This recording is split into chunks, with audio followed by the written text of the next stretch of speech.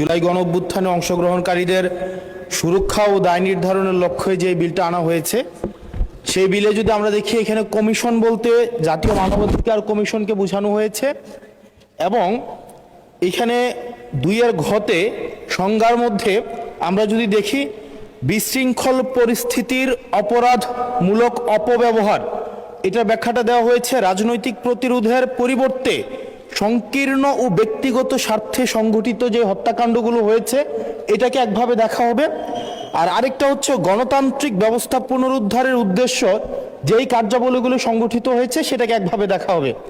মাননীয় স্পিকার, প্রবলেমের জায়গাটা সেটা হচ্ছে সংকীর্ণ ও ব্যক্তিগত স্বার্থে যে ধরনের সংগঠিত হত্যাকাণ্ড হয়েছে সেটাকে কে ডিফাইন করবে, সেটাকে কিন্তু ডিফাইন করবে এই আইন অনুযায়ী জাতীয় মানবাধিকার কমিশন। অর্থাৎ এই ইনডেমনিটিটা জাতীয় মানবাধিকার কমিশনের উপরে নির্ভর করবে।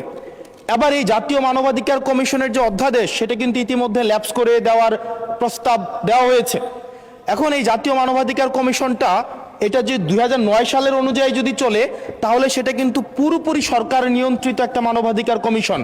যেই মানবাধিকার কমিশন বিরোধী দল ও মতকে দমনের জন্য ব্যবহার করা হয়েছে, ভিকটিম ব্লেমিংয়ের জন্য ব্যবহার করা হয়েছে, যেই মানবাধিকার কমিশন গুম খুনের বৈধতা উৎপাদন করা হয়েছে। মাননীয় স্পিকার, এই মানবাধিকার কমিশনকে যদি আমরা মন্ত্রণালয়ের অধীনে রাখি এবং ওই মানবাধিকার কমিশনের মধ্য দিয়েই যদি আমরা জুলাই গণঅভ্যুত্থানের এই কার্যক্রমগুলোকে বিচারের এবং নিরীক্ষণের দায়িত্ব দেওয়া হয়, সেক্ষেত্রে এই নিরীক্ষণ কিন্তু প্রশ্নবিদ্ধ হবে।